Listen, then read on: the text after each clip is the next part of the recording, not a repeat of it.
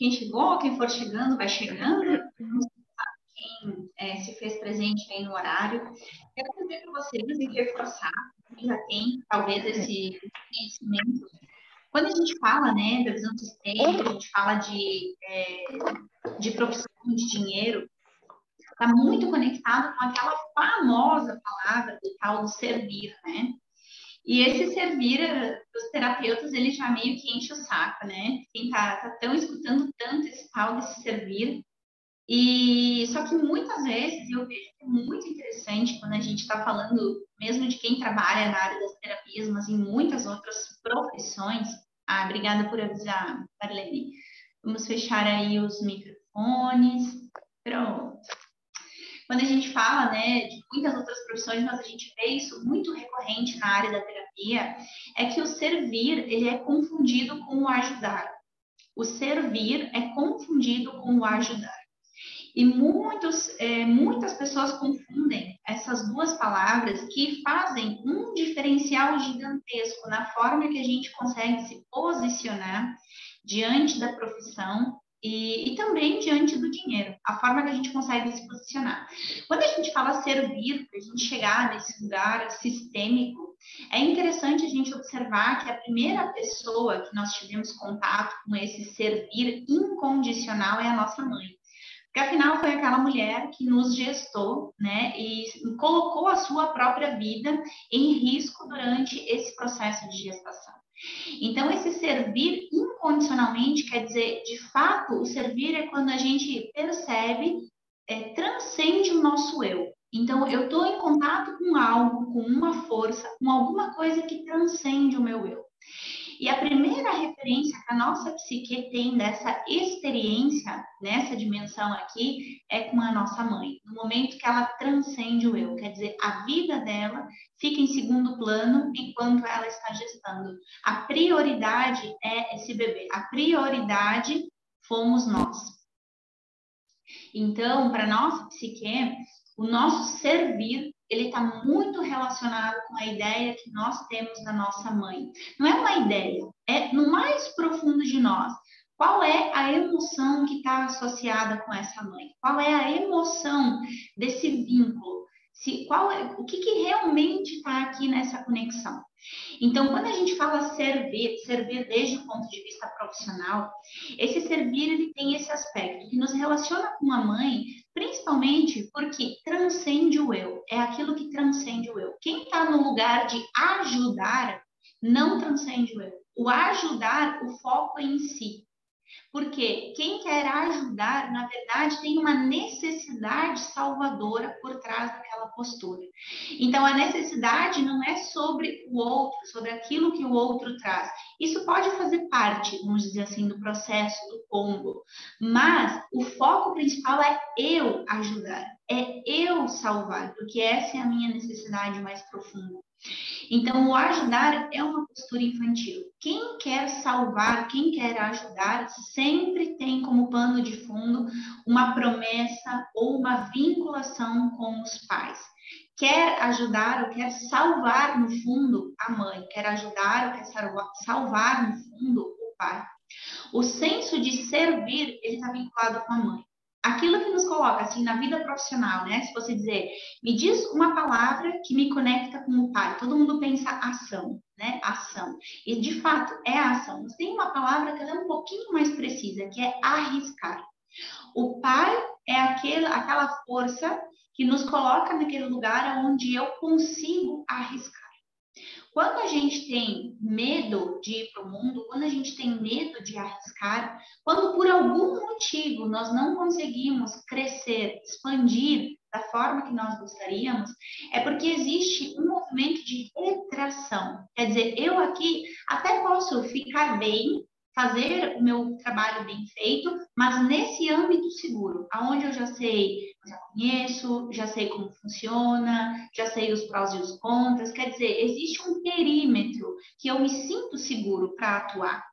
É quando eu estou na esfera da mãe. Quando a gente faz trabalho aqui, a gente trabalha e a gente recebe dinheiro por isso, mas dentro de um perímetro seguro, a gente pode dizer, puxa, bacana, você está em contato com a mãe, talvez você tenha tomado ou está nesse caminho de tomar a mãe, quer dizer, o dinheiro já está fluindo para você. No entanto, o processo de expansão ele não está acontecendo. Vamos dar uma olhadinha como está essa energia masculina, vamos dar uma olhadinha como está essa questão com o pai.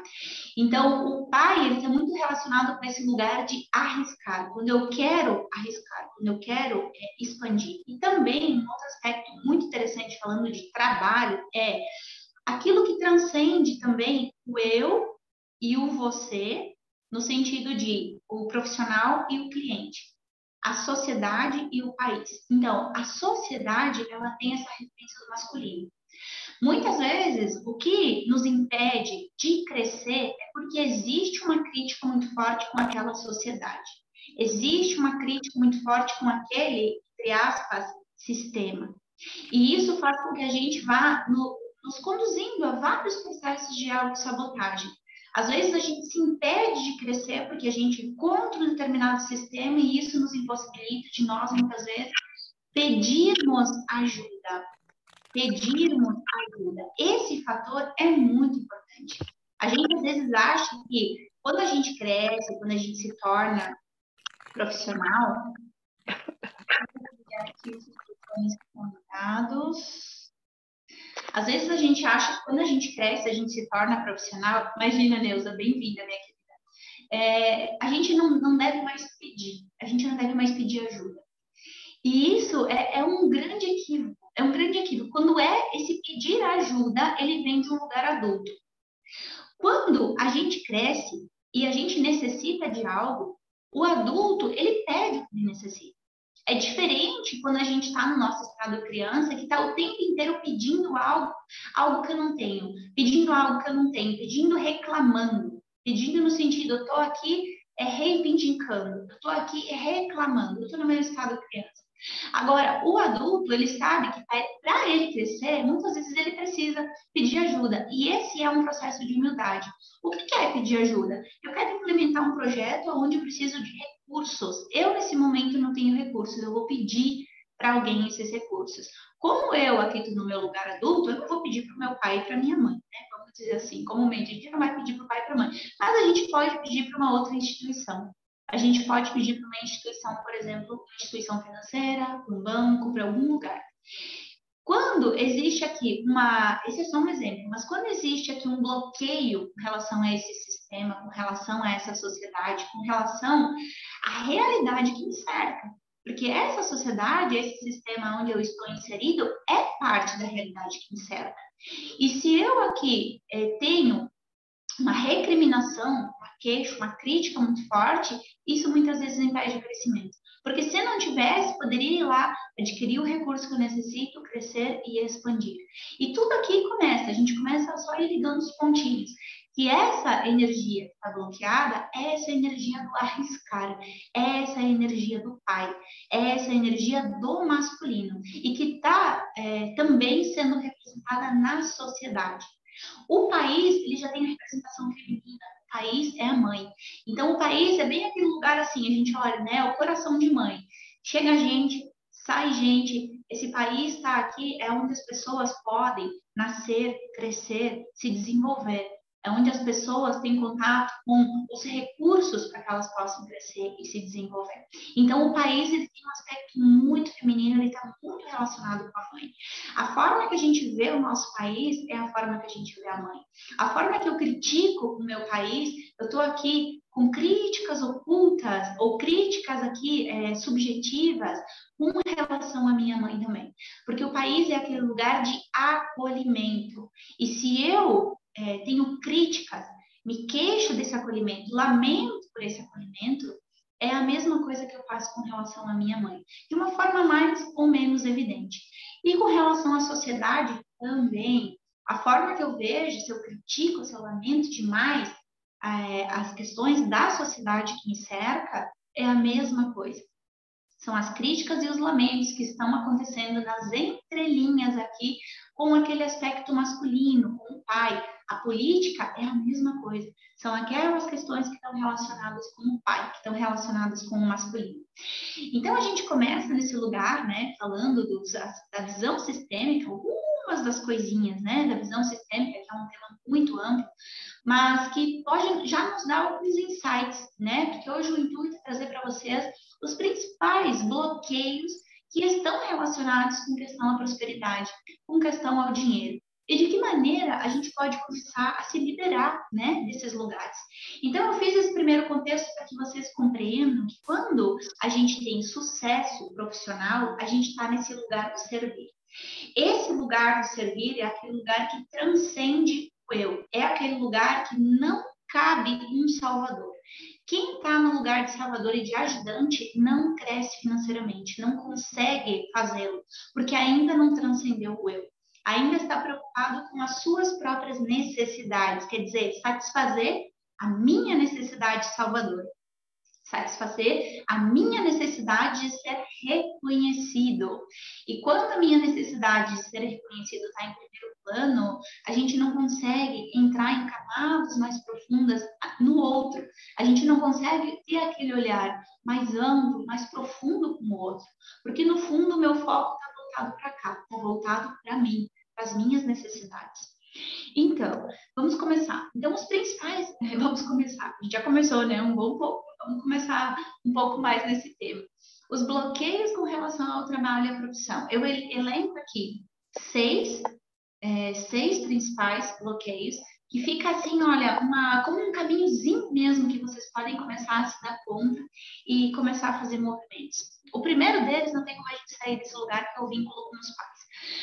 Quando a gente fala vínculo com os pais, parece uma coisa, nossa, muito ampla, né? Como assim, essa história de vínculos com os pais? Então, eu facilito um pouco mais falando assim, ó, emoções.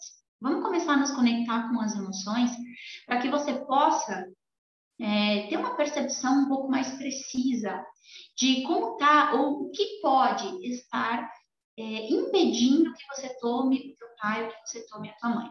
Só trazendo um pouquinho esse termo, né? Às vezes para quem não é da sistêmica, esse tomar. O que é esse tomar? Esse tomar, ele na verdade foi uma palavra que foi utilizada para conseguir traduzir a palavra original em alemão, que seria receber. Receber seria a tradução literal do alemão neste sentido, o que a gente recebe dos pais, só que é um receber ativo. Ele é um receber ativo. Então, a forma que a palavra é interpretada no português é diferente da forma que ela é interpretada no alemão. No alemão, quando tem esse receber, quando fala desse receber em alemão, a pessoa não tem dúvida, é um receber ativo. Não é aquele receber aonde eu estou esperando uma ação de outra pessoa. E no português a gente interpreta assim, o receber passivo. E não é esse receber. Por isso que que palavra que a gente pode utilizar que se aproxime um pouco mais desse receber ativo, que é a palavra original em alemão. E aí se colocou esse tomar.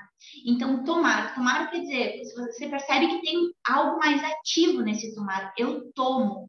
Isso quer dizer o quê? Que a criança, ela não consegue tomar pai e mãe desde um lugar consciente. A criança, ela se entrega total e absolutamente para todas essas dinâmicas. A criança, ela de fato recebe, porque é algo passivo. O adulto é que consegue ativamente tomar os seus pais, criar uma postura de não julgamento, de não crítica, porque compreendeu. Por fim, compreendeu que os pais realmente fizeram tudo aquilo que era possível, dadas as circunstâncias, o nível de consciência que eles tinham e as possibilidades que estavam atreladas a um sistema familiar, a um sistema de crenças, a um sistema cultural, a um sistema social, a um país. Então, há uma série de coisas que casou perfeitamente aquela situação, aquelas crenças e tudo aquilo que foi passado. Então, às vezes, a gente olha um contexto muito pequenininho, né? Eu quero comparar a realidade de hoje com a realidade dos meus pais. É algo incomparável, simplesmente incomparável. Eu dizer que eu consigo me imaginar estar no lugar da minha mãe é, no mínimo, uma da nossa parte, porque não é possível a gente, de fato, imaginar a situação da mãe, a situação do pai. E a criança, de fato, ela não consegue racionalizar tudo isso. Tanto é que a gente recebe Os nossos sistemas de crenças que ficam operando na vida adulta até os nossos 5 anos de idade, que é no período onde o nosso aparato neurológico sequer está desenvolvido. Então, a criança até os 5 anos de idade, aquilo que basicamente está acontecendo dentro dela é o instinto e a emoção. É o cérebro reptiliano instintivo, o cérebro límbico emocional. E o cérebro tem a capacidade de fazer os processos o processamento, aquilo que consegue verificar, discernir, é bom, é ruim, é certo, é errado, isso vai ser desenvolvido depois, até os nossos 20 anos de idade. Até os nossos 20 anos de idade, a gente ainda está com o nosso cérebro em desenvolvimento. Então, imagina que até os nossos 5 anos de idade, que a gente recebeu aí todo o sistema de crença prontinho, que vinha dessa família, que foi o quê? É a forma que o nosso sistema até hoje conseguiu sobreviver. É desse jeito que nosso sistema conseguiu sobreviver e que a vida foi passada adiante. Nosso sistema de crença é isso. É o jeito que a nossa família deu conta. É o jeito que nossos ancestrais deram conta. Então, a gente tem duas possibilidades diante disso. A gente olha esse sistema de crença com muito carinho, com muito amor, e a gente consegue nos liberarmos de vermos um processo de repetição dessas crenças, dessas dores, desse sofrimento, ou a gente vai para aquele lugar, né? Os famosos movimentos sistêmicos que nos vinculam, que é a crítica, a queixa, o julgamento, e aqui entra muito os processos emocionais, que eu acho que auxiliam vocês para essa tomada de consciência.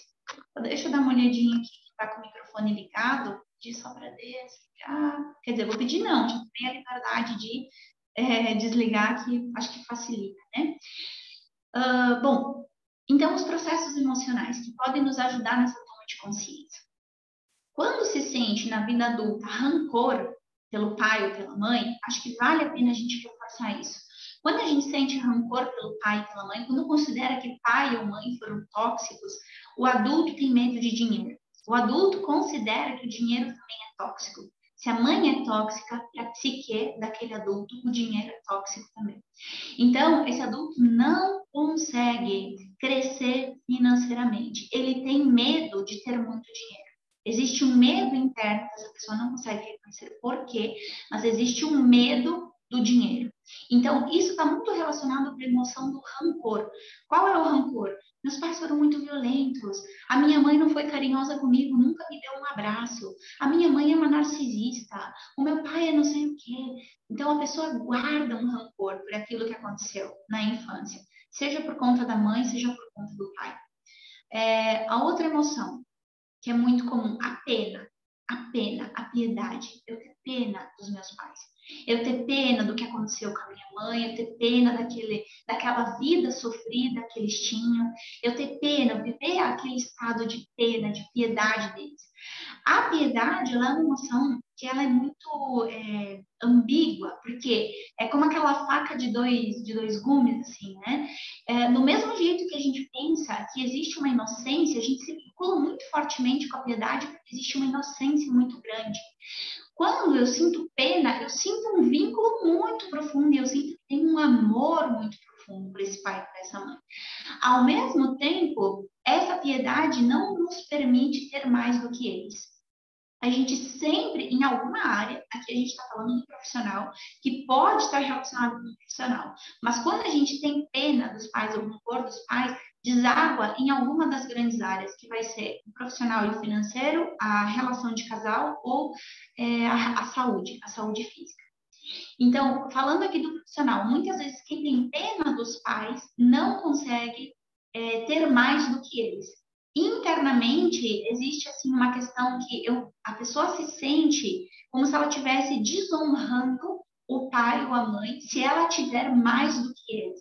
Porque é como se ela fosse ser mais, se ela quisesse ser mais. Ela sente como se ela fosse humilhar o pai ou humilhar a mãe se ela tivesse mais do que eles. Porque a pena que ela tem desse pai e dessa mãe é muito grande. Então, a piedade com os pais também é uma outra emoção que impede que a gente tome os pais desde um lugar adulto. Tem diferença se for pena do pai ou da mãe. Tem um pouquinho de diferença sistêmica quando a gente fala, né? As duas impactam financeiramente. Mas o pai, Quando a gente fala no sistêmico, o pai está muito relacionado ao trabalho, à vocação. Quando a gente fala trabalho, a gente quer dizer aquilo que eu escolho hoje, né, fazer para ter recursos financeiros, e esse trabalho está sempre vinculado com as necessidades do sistema. A vocação, ela está mais relacionada com um dom, um talento que eu tenho e que eu quero fazer o uso desse talento para a sociedade. Mas, justamente, quando a gente tem a emoção da piedade, piedade ela nos coloca onde? A pessoa tem dentro dela o conflito. Ou eu vou ter o trabalho, ou eu vou conseguir expressar a minha vocação. Ela não consegue se encontrar num lugar de realização. Ela considera que o trabalho e a vocação são duas coisas que não vão fechar. Então, de algum jeito ou de outro, ela não vai conseguir ter mais do que o pai, ou não vai conseguir ser mais do que o pai. Porque o pai podia ter um sonho que foi frustrado, o pai podia ter se decepcionado demais quando tentou alguma coisa e não conseguiu. Então, por eu ter pena do pai, ou do destino do pai, da história do pai, essa pessoa não vai conseguir se desenvolver, se realizar profissionalmente. Porque uma parte diz, aquilo que eu trabalho não é compatível com a minha vocação, não é compatível com aquilo que eu amo fazer. E essa pessoa vive esse lugar de conflito interno. Fala, Marlene. Abre o microfone, abre o microfone. Abre o microfone. Agora sim? Agora sim. Eu queria saber se essa pena é só no sentido, assim, de a gente ter pena porque o pai não enriqueceu, não teve uma profissão, ou em qualquer outra situação. Por exemplo, meu pai é analfabeto. E eu sempre tive essa, né? Poxa, meu pai não aprendeu a ler. Isso também se encaixa? Sim, sim. Porque você, em alguma parte da imagem que tu tem do teu pai, tu não consegue tomar ele pela piedade. Não existe eu olhar o pai, a única imagem possível é uma imagem de grandeza. Então, em algum aspecto, em algum grau, em algum nível, essa piedade te coloca num lugar de arrogância. Por quê? O pai não aprendeu a ler, não aprendeu a escrever, não teve essa oportunidade, tinha esse sonho, e talvez essa seja como que um sentimento, um sentimento de arrogância. Porque naquele momento, naquela história do pai, quando ele era pequeno, o mais importante foi trabalhar para o sistema sobreviver. O mais importante foi o pai colocar o trabalho em primeiro lugar e não esse lugar da alfabetização ou do estudo. Porque era através desse trabalho que aquele sistema pôde sobreviver. E existe aqui, internamente, muito inconscientemente, uma crítica com os avós. Ah, é porque os avós fizeram meu pai trabalhar muito cedo. Porque o meu pai trabalhou e sofreu daquele jeito, porque aqueles adultos que eram responsáveis por eles botaram ele para trabalhar muito cedo, botaram ele numa condição que a criança não deveria ter passado, que a criança não deveria viver. E eu aqui entro num lugar de arrogância, não só com o pai, mas com os avós. Então, é a emoção assim, ó, é simples. Quando eu estou conectada com a energia masculina, quando eu penso no meu pai, eu vejo, sinto ele grande. É isso. Se eu tenho pena, eu tenho pena. Ou, eu vejo meu pai. Né? Todos os dias eu tomo meu pai. Tomo lá um copo de água. Eu tenho as receitas sistêmicas. Né? Vamos tomar o pai. Aí mesmo ao pé da letra o negócio, né? Vamos tomar o pai. Pega uma garrafa de água e toma assim um pouquinho. E imagina que está tomando o pai. Só que eu sigo com pena do pai. Eu sigo com rancor. Eu sigo com orgulho. Então, quer dizer, eu consigo, de fato, sistemicamente, estar nessa postura de adulto. E quando eu digo adulto, não é para ofender, assim, de vocês pensarem, eu tô chamando vocês de criança, né? É só para que a gente possa ter um parâmetro de comparação em termos de postura mesmo. Né? Que é uma postura, quando a gente diz da criança, não é que você é criança, mas é uma postura que está relacionada com uma lealdade que vem da tua infância. Que vem da tua infância. Então, quem sentiu pena do pai foi a criança. Foi a criança que Ou o adolescente, né, que de repente olhou para o pai, nossa, o pai de repente, né, não conseguia ler, não tinha a possibilidade de ler um livro, de assinar o nome dele. E não parece, né? Mas é uma postura de arrogância. Eu aqui vejo o pai pequeno desse jeito. A gente vê o pai grande e o pai pequeno quando diz assim, ó, coitado, coitado, coitada. A gente está olhando essa pessoa como grande ou como pequena. Ou eu tenho a possibilidade de dizer, nossa, meu pai realmente, meu pai é analfabeto. Mas o meu pai, aos 8 anos de idade, trabalhava pra caramba, estava lá na roça, levando os carros de boi. E isso eu falo que é a história do meu pai de criação.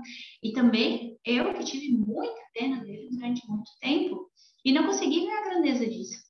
Então, dizer, nossa, ao invés de dizer, nossa, meu pai, coitado. Não, olha só, meu pai, de pequeno, tudo que ele fazia, ou a minha mãe, de pequenininha, tudo que ela fazia, que força, que grandeza, nossa.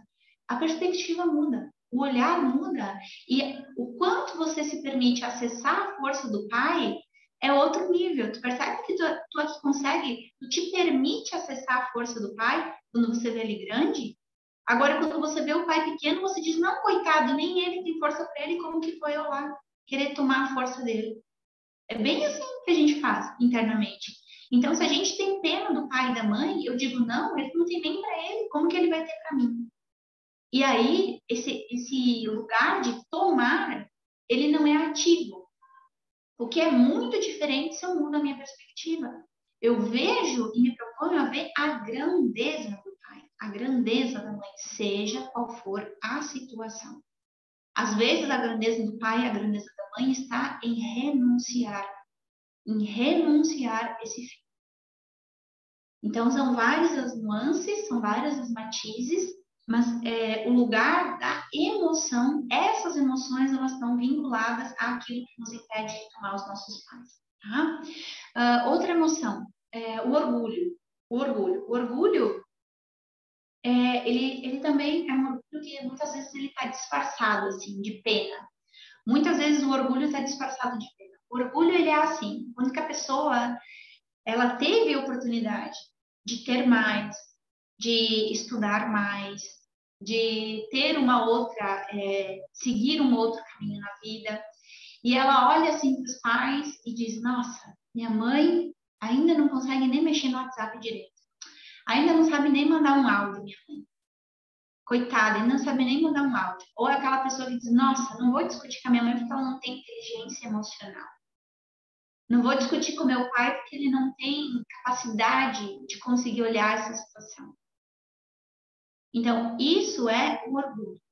E muitas vezes, os filhos formados, terapeutas, os filhos que entram nesse lugar de conhecimento, os filhos que estão nesse lugar do eu sou espiritual, olham e criticam os pais dessas formas.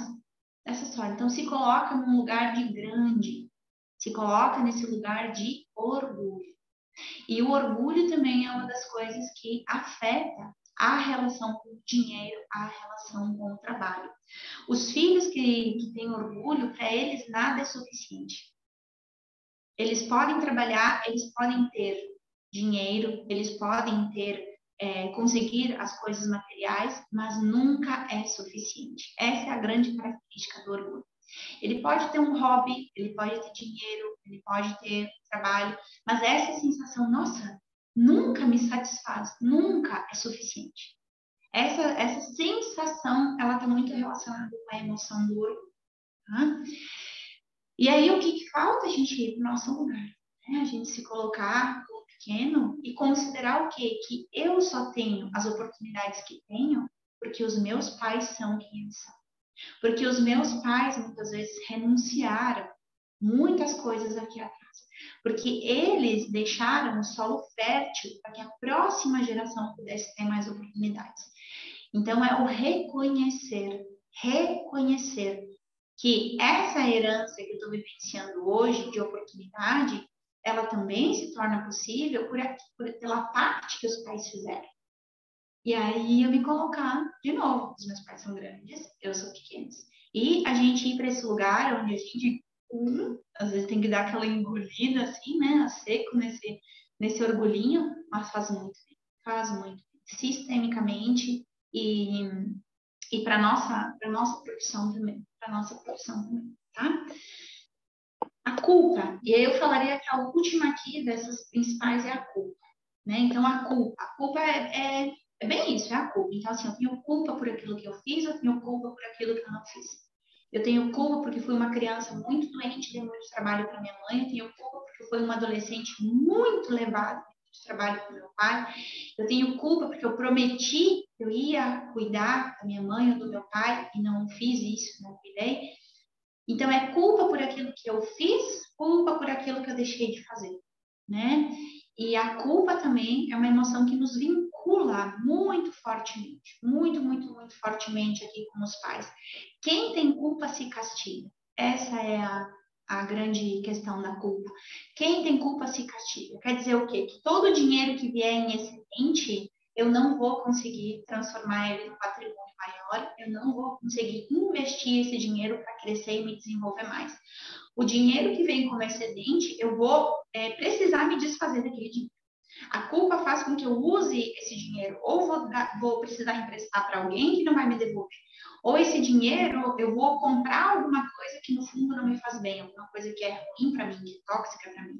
Eu vou colocar esse dinheiro em algo, vou gastar esse dinheiro em alguma coisa supérflua que não vai me trazer nada demais, não vai me trazer um crescimento, não vai me em nenhum aspecto da minha vida. Então, a culpa faz com que a gente não consiga crescer com o excedente de dinheiro que chega. A gente produz o mínimo possível e quando tem um pouquinho a mais, eu me castigo. Quer dizer, eu não me dou o direito de crescer e me desenvolver com aquele dinheiro que chegou, tá? Então, orgulho, piedade, rancor e culpa. Essas emoções são muitas vezes as emoções que estão entre nós e os nossos pais. São aqueles indicadores, puxa, qual então que é o caminhozinho para eu tomar os meus pais? Se eu identifiquei a pena, eu vou olhar meu pai e a minha mãe agora como grandes a partir deste lugar. Eu saber que essa pena cria uma vinculação muito grande, me impede de ser mais, ou de ter mais do que eles. Tá? Se eu tenho rancor com os meus pais, pronto, aí tá o que te impede de tomar os teus pais. Se eu tenho culpa, pronto, aí é o que te impede. Se eu tenho orgulho, pronto, aí é o que te impede, tá? Então, a partir desses lugares, vocês começam a perceber. O vínculo com os pais é a primeira coisa na visão sistêmica que a gente percebe que bloqueia a questão financeira. Que bloqueia, quando a gente diz a questão financeira, a questão profissional, é assim, é aquele lugar onde te dá a possibilidade de você ter dinheiro e fazer aquilo que você ama. É aquele lugar que te dá a possibilidade de você ser realizada, tanto financeiramente quanto profissionalmente. Tá? Então, é aquele lugar de realização, é aquela abundância saudável que a gente diz. Não muita gente pode dizer credo, mas tem muita gente que não nem sabe de pai e mãe, não quer nem saber de pai e mãe e tá podre de rico. E aí a gente olha as nuances que estão por trás. Muitas vezes essas pessoas enriquecem às custas de um relacionamento de casal, às custas de uma família, às custas da própria saúde. Então, é interessante a gente observar que nenhuma área da vida ela acontece de forma isolada. Tudo está interligado. E quando não é numa área que deságua, é em outra. Esse vínculo com os pais, quando nós o temos de uma forma saudável, a gente possibilita que todas as áreas da nossa vida entrem em harmonia. Então, eu não vou enriquecer às custas do meu relacionamento de casal, às custas da minha saúde, porque internamente eu estou em contato com essa força, com essa energia, com essa consciência de presença que permite que eu esteja atenta a todos os aspectos aqui da minha vida. Diferente quando eu estou naquele lugar que eu me proponho, eu me desafio a crescer financeiramente para dar na cara do meu pai, para me vingar de alguém. Quer dizer, eu alcanço o sucesso financeiro, mas esse processo foi tão desgastante, foi tão sacrificado, que alguma outra área da minha vida desandou. Então, é muito interessante a gente observar isso, que desde a perspectiva sistêmica a gente olha que esse formar os pais, ele nos coloca num lugar de sucesso, num lugar de prosperidade, que não é só do profissional, é um alinhamento de todas as áreas da nossa vida, tá? Ficou claro para vocês? Então, esse é só o primeiro, né? Minha nossa, já falei quase uma hora do primeiro. Tá bom. O segundo, os outros são mais rapidinhos, tá? Vínculo com os irmãos. Segundo vínculo que nos está relacionado com a questão financeira e profissional. Conhece aqueles terapeutas que não vão com a cara dos colegas? Conhecem aqueles profissionais que não vão com a cara dos colegas? Conhecem aqueles casos onde as pessoas do mesmo nível hierárquico que nós, existe muito conflito, existe muita competitividade negativa, existe muita passar a perna? Isso está muito relacionado com a imagem inconsciente que a nossa psique tem com as pessoas de mesmo nível hierárquico que nós. Então, os irmãos, eles estão aqui para o nosso inconsciente sendo a referência que nós temos de relacionamento com pessoas do mesmo nível hierárquico. Quando a gente vai para a vida profissional, uma das coisas, né, que são muito interessantes para que a gente alcance o sucesso e a expansão do nosso trabalho é a gente poder fazer parcerias, é a gente poder crescer junto com o crescimento de outras pessoas também. Então, quando dentro de nós existe assim aquela coisa, não, eu não gosto de equipe, eu não gosto de parceria, eu não gosto disso, não, quer dizer, existe internamente alguma questão relacionada com os irmãos.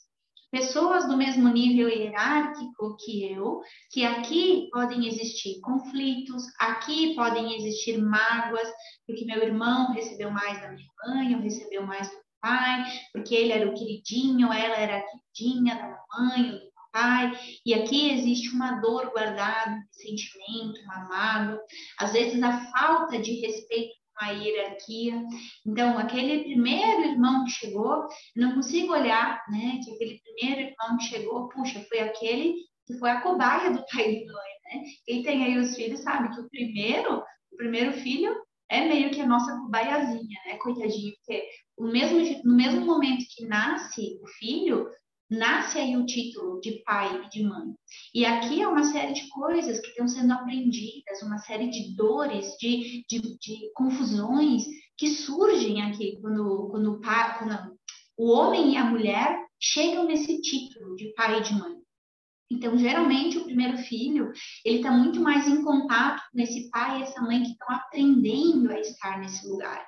É tudo diferente aqui. Ou esse filho tem muitas carências. E a carência, ela é pelo excesso, ela é pela falta.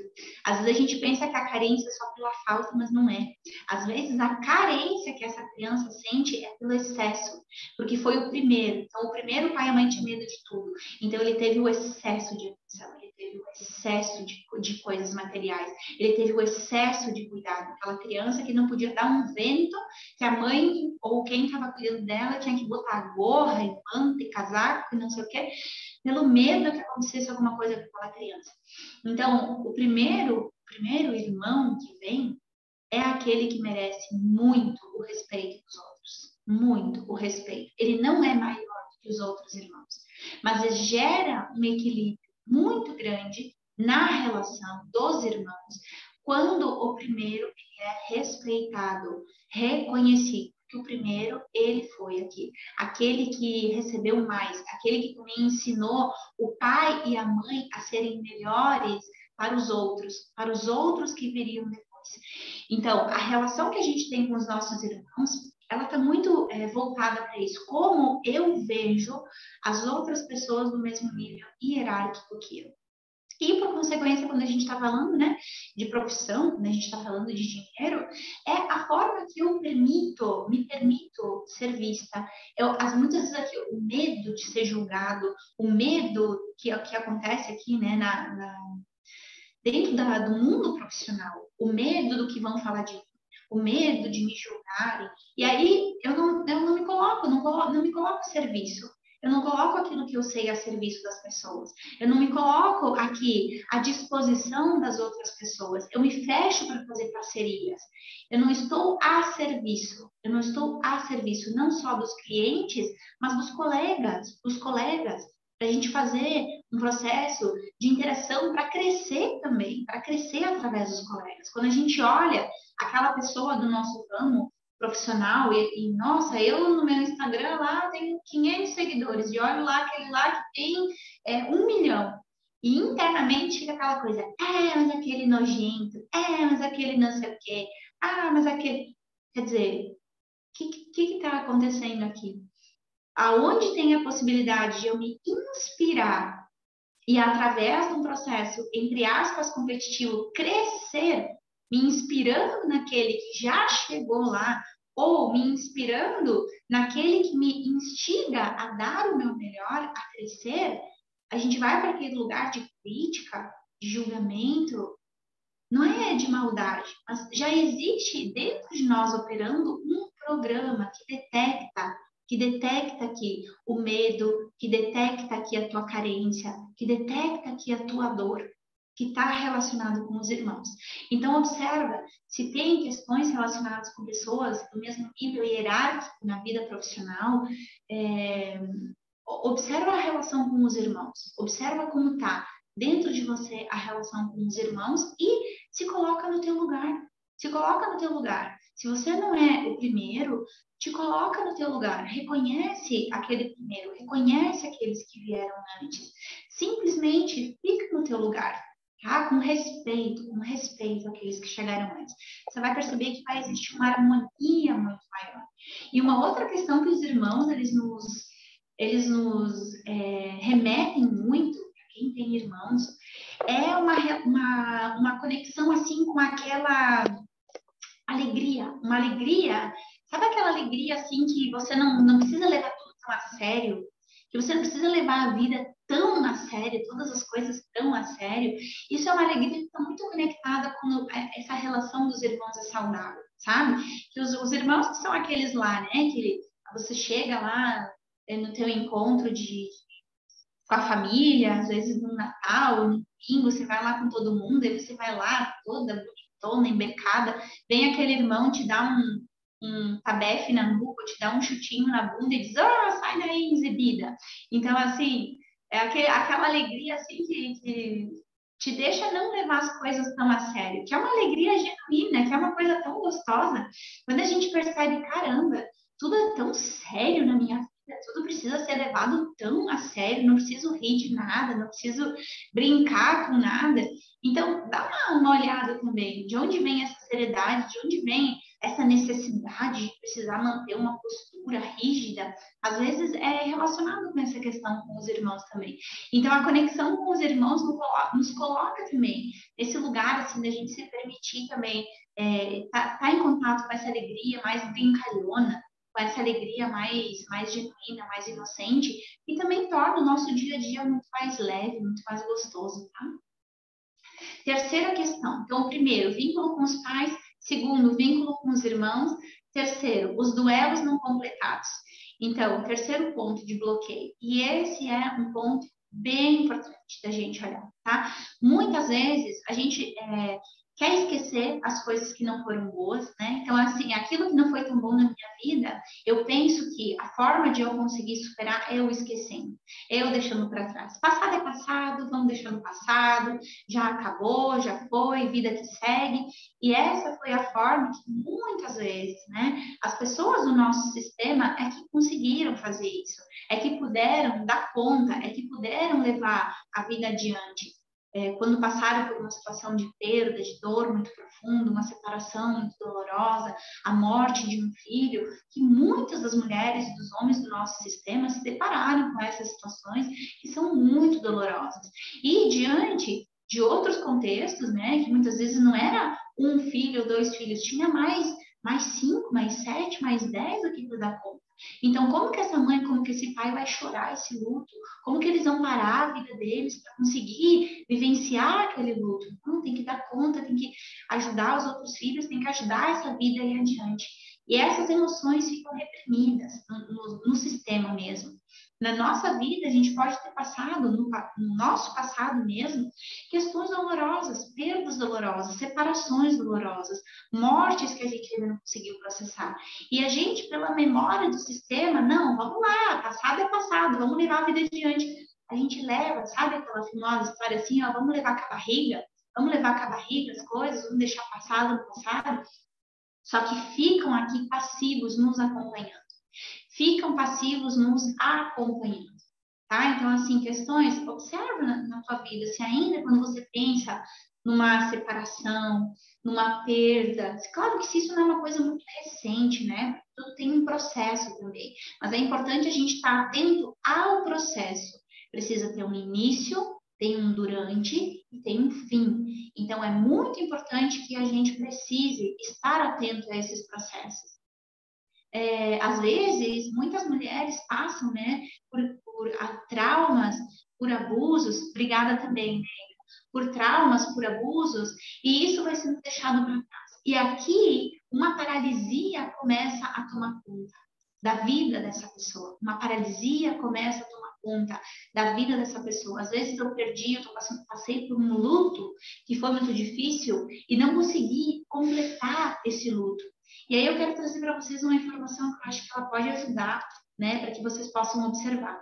Que todo o processo de duelo, quando a gente fala assim, duelo, são essas perdas, né? Então, são essas perdas, separações, quando morre alguém muito importante para nós.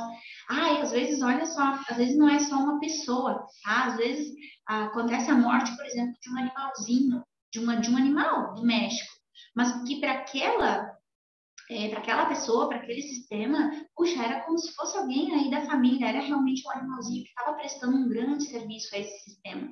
Mas por ser um bicho, né, por ser um animalzinho, como que a pessoa ela não se permite olhar que aquilo está doendo, que aquilo doeu, e muitas vezes ela fica com esses duelos abertos por uma questão de crença, tá? Outras vezes, o que acontece? A pessoa passou por um abuso, mas não classifica isso como um abuso. Então, a pessoa estava numa relação de casal, passou por um abuso sexual dentro da relação de casal, quer dizer, essa pessoa falou não, essa pessoa não queria e, ao mesmo tempo, não teve esse não respeitado. E ela passa por aquele processo de abuso. Mas a crença de que ela estava lá, de que ela consentiu, de que ela ou ele consentiu, fazia parte, porque era casamento, porque era isso, porque era aquilo, não considera isso um abuso. E aí são passivos que a gente vai levando na nossa vida, estados de paralisia que vão acontecendo na nossa vida. Então é muito interessante observar, além daquilo que é moralmente aceito, além daquele meu sistema de crença, em que momentos na minha vida eu passei por essas situações de perda muito profunda, de dor muito profunda, de uma sensação de não ter sido respeitado de uma forma muito profunda. Algo que, quando eu penso, ainda me causa uma dor, uma mágoa, um sentimento de, às vezes, de repulsão, sabe? São indicadores de emoções que estão aqui bloqueadas. E essas emoções, elas nos conduzem a muitos passivos aqui na nossa vida. Passivo por quê? Porque a gente não tem energia. Existe uma quantidade muito grande de energia que está sendo literalmente depositada para manter aquela história no passado, para manter aquela história oculta, para manter aquela dor embaixo do tapete. Então, me falta energia para conseguir fazer as coisas, me falta energia. Muitas vezes aqueles casos assim, eu já sei, eu já tenho conhecimento, eu já sei tudo o que eu tinha que fazer, mas não consigo, não tenho energia, não consigo ir adiante, não consigo. Quando tem muito aquele não consigo, é interessante a gente observar. Todos os processos de perdas, de duelos, eles passam por algumas fases, que é o reconhecimento, a culpa, são fases normais e importantes para que a gente consiga passar por esses processos. Então, o primeiro é o reconhecimento, o segundo é o sentimento de culpa ou de raiva. A Rita, sensação de não consigo. Ok. Tem outros aspectos que podem estar relacionados também, tá, Rita? Mas que pode fechar com esses processos que depois você vivencia na tua vida adulta. Um deles é o nascimento, né? Quando a gente diz muito assim, eu não consigo, não sou capaz, ou, por exemplo, tomo uma decisão e depois digo assim, nossa, mas não deu certo, não vou dar conta, não tem como. Muitas vezes quem acha que não dá conta o suficiente, que não vai conseguir dar conta, são nascimentos prematuros. São crianças que nascem prematuramente ou tiveram aqui um trauma de nascimento, um trauma de incubadora. Então, é interessante poder observar isso também. Mas na vida adulta, vai ter passado por algum processo assim também. Pode ter passado por algum processo de dor, de trauma, de abuso, que depois confirma aquele primeiro trauma, tá? Então, é importante ir olhando essas questões. Bom, as fases do duelo. Então, de novo, reconhecimento, culpa ou raiva, tristeza e negociação. Vou explicar para vocês um pouquinho melhor. Quando o reconhecimento ele não acontece, o reconhecimento quer dizer o quê? Eu, de fato, olho a realidade como é. Quer dizer, terminou uma relação, pronto, terminou essa relação, é o fim, acabou essa relação. Quando não tem o reconhecimento, existe a negação. A negação de que aquilo aconteceu. Existe a negação. A negação coloca assim, é como se internamente a pessoa sentisse que não aconteceu aquilo. Internamente existe uma negação de ela ver a realidade. Se é um duelo, é a perda de alguém, alguém que morreu também. Existe uma negação interna de que aquilo aconteceu. Então, quer dizer, eu não mexo nas coisas da casa, eu não toco mais nas roupas daquele falecido, daquela falecida, eu não movimento as coisas daqui, porque internamente existe um movimento de negação. Internamente aqui eu quero parecer que aquilo não aconteceu. Então, o primeiro ponto importante quando a gente está relacionado com um duelo é o reconhecimento. A mesma coisa com relação a um abuso. Muitas vezes, abusos que acontecem dentro dos próprios relacionamentos de casal e que a pessoa não reconhece. Por não reconhecer esse abuso, ela finge que não aconteceu e fica aquela energia bloqueada, tá? Então, a gente começa a observar esses pontos. O segundo ponto, culpa e raiva. A culpa e a raiva, quando elas são emoções que elas nos conduzem a um processamento. Elas fazem a gente estar processando depois que a gente reconheceu que aquilo aconteceu na nossa vida, que existe essa dor, que existe essa perda, que aquela pessoa não está mais presente na nossa vida. Então, a culpa e a raiva, a gente não passa por essa fase, a gente fica muito fortemente vinculados com essa pessoa, com essa situação. Existe internamente uma frase muito forte que diz assim, eu não te perdoo, eu nunca vou ser capaz de te perdoar pelo que aconteceu. Então, é algo relacionado nesse sentido. Ou, nunca vou me perdoar. Eu não te perdoo ou eu não me perdoo. É a segunda fase do duelo, tá? É quando a pessoa está nesse lugar. O terceiro é a tristeza. Então, a tristeza. A tristeza é uma emoção muito importante para que a gente passe pelos processos de reflexão. A tristeza, ela é a emoção que nos possibilita que a gente consiga refletir sobre aquilo que aconteceu, que a gente consiga, assim, ó, sair daquela realidade mecanizada, daquela realidade que nos coloca naquele movimento automático para deixar essas coisas para trás, para fingir que isso não aconteceu. Então, a tristeza é uma emoção muito importante e que ela tenha o seu lugar no devido momento, porque ela nos conduz a esse lugar de reflexão. No entanto, se a gente para nesse lugar da tristeza, a gente fica paralisado. Existe a paralisia, é exatamente isso. Existe uma paralisia. E a pessoa, então, passa a viver a vida dela em função daquela tristeza, porque essa tristeza mantém o vínculo com aquela perda, mantém o vínculo com aquela pessoa. Então, internamente, existe aquela frase assim, bom, pelo menos me resta isso. Pelo menos me resta essa memória. Pelo menos me resta essa lembrança. E a pessoa paralisa a vida, para a vida nesse lugar.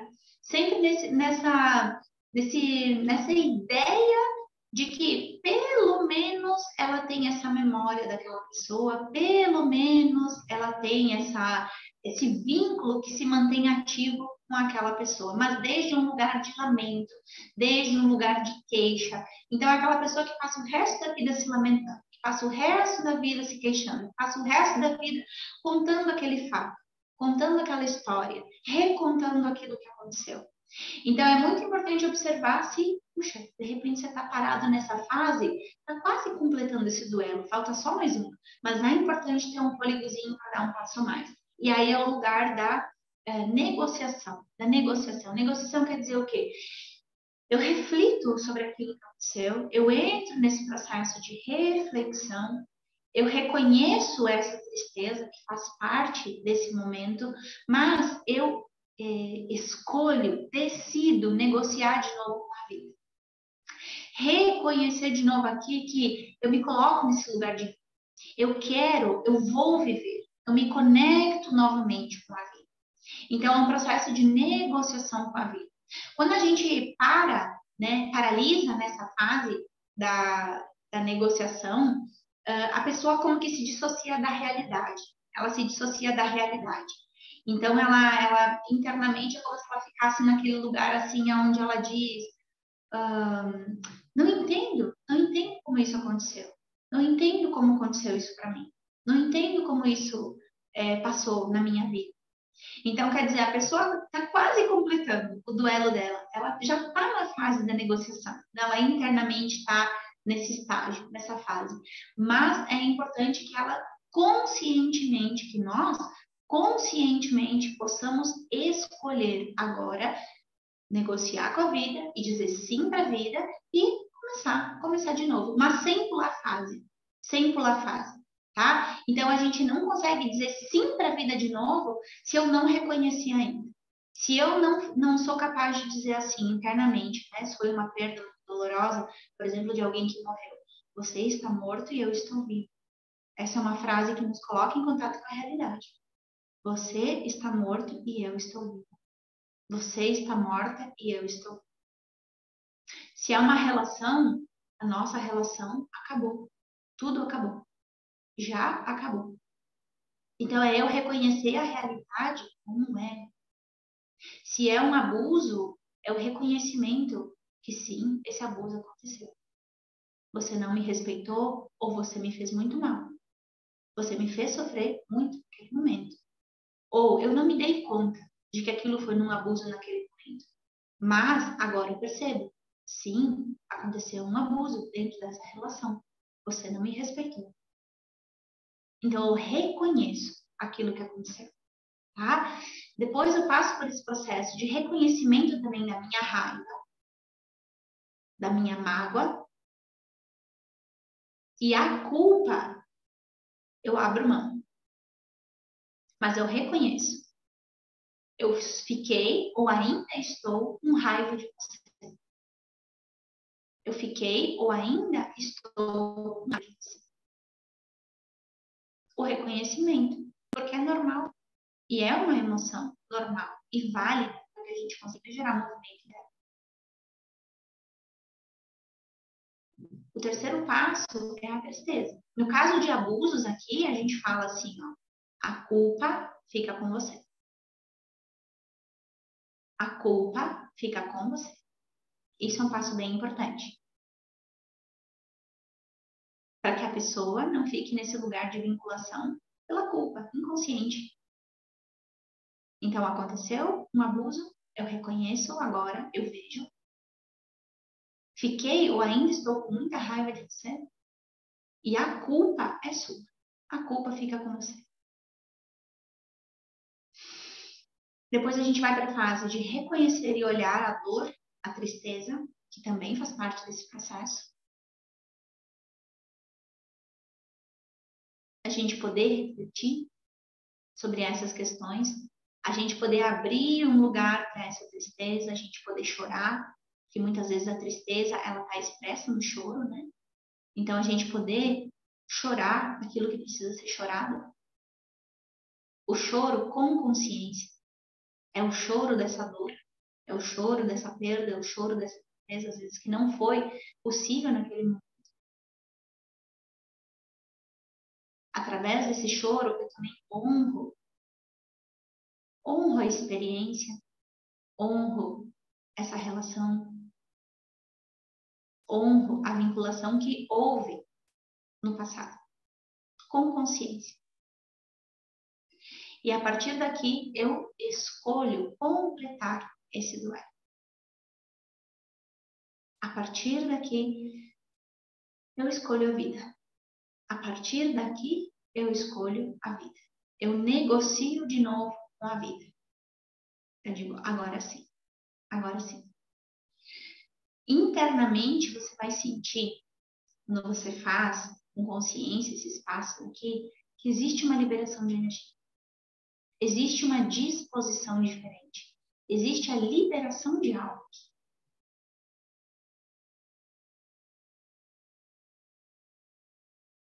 Muitas vezes você se dá conta.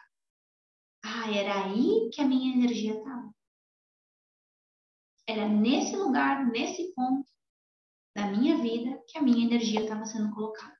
Para tentar esquecer, para tentar deixar no passado, para tentar fingir que não aconteceu, para fazer isso, tentar fazer com que isso desapareça. Tá? E a energia, tudo é energia. A gente coloca essa energia disponível, às vezes, de repente, aquilo que não conseguia fazer, puxa, de repente você consegue. De repente você é tomado por uma clareza, você é tomado por um estado de ânimo. Porque a energia que estava sendo voltada para esse lugar, para essa dor, ela é liberada. Tá? Então, o terceiro ponto importante são os duelos. Ok? Quarto ponto importante. As lealdades familiares. Então, aqui, quando a gente fala de profissão e de dinheiro, é a gente observar qual que é a ideia que a minha família tem de dinheiro, quais foram as experiências que a minha família teve de dinheiro. Teve alguém aqui que teve uma perda muito significativa? Teve alguém aqui que teve muito dinheiro e perdeu tudo? Teve alguém aqui que se frustrou demais, claramente, entre os meus pais ou alguma história do meu sistema? Tem alguma história de fracasso muito relevante? Tem alguma história de desilusão muito grande com relação ao dinheiro? Tem alguma crença muito forte com relação ao dinheiro aqui, que coloca esse dinheiro como sendo visto de uma maneira depreciativa? O dinheiro é sujo, o dinheiro vem, quando a pessoa tem muito dinheiro é porque a pessoa roubou, é porque é uma pessoa desonesta. O dinheiro, a pessoa que tem dinheiro, ela se afasta da família. A pessoa que tem dinheiro arruma uma amante. A pessoa que tem dinheiro, não sei o quê. Então, quais são as crenças que eu estou trazendo aqui do meu sistema familiar e quais são os fatos que aconteceram no meu sistema com relação ao dinheiro, tá? Então, se te lembrar alguma coisa, já acende aí o alarmezinho, tá? Que é algo que pode ser muito importante você olhar e você integrar e você honrar, tá? Alguma questão com dinheiro. Então, por exemplo, assim, ó, eu lembro de duas coisas muito interessantes do meu sistema, né? Vocês vão dar risada, eu acho, de uma delas. A primeira delas, com relação ao dinheiro, é que o meu avô, ele tinha muitas terras. Ele era conhecido assim, aquela pessoa que teve muito dinheiro, adquiriu muito dinheiro, trabalhava como negociante, assim, sabe? E ele comprou, tinha muita terra mesmo, na cidade aí de família de origem, dos meus pais. E ele vendeu tudo. Ele vendeu todas aquelas terras quando ele começou a ter um pouco mais de idade. Ele vendeu aquelas terras, a grande maioria delas, colocou o dinheiro no banco e deu uma troca. Quando trocou o cruzeiro pelo real, ele perdeu tudo. Ele perdeu todo o dinheiro que estava no banco. Então, aquela ali é uma história que ficou sendo passada no sistema, como o medo de ter muito dinheiro e perder, o medo de trabalhar com as instituições financeiras, o medo que vai sendo levado adiante. Então, é importante, interessante olhar essas questões que aconteceram com relação ao dinheiro, essas histórias que o nosso sistema vivenciou e que ficam como marcas, como memórias aqui sendo passadas adiante. Muitas dificuldades que os descendentes podem ter também pode estar relacionado com essas questões do passado, tá? E uma outra coisa é que dizer assim, ó, que dinheiro quem ganha é o homem. O homem é que precisa trabalhar para ter dinheiro, porque a mulher, eu vou dizer assim, a mulher está sentada na maquininha do dinheiro. A mulher já está sentada na maquininha do dinheiro. Se ela quiser, ela tem dinheiro quando ela quiser. Então, ele falava e dava risada, né? Bem sem vergonha, meu avô. Ele falava e dava risada, né? Mas vai criando inconscientemente a ideia do quê? De que quem precisa trabalhar é o homem. De que a mulher pode fazer uma troca da sexualidade dela com o dinheiro.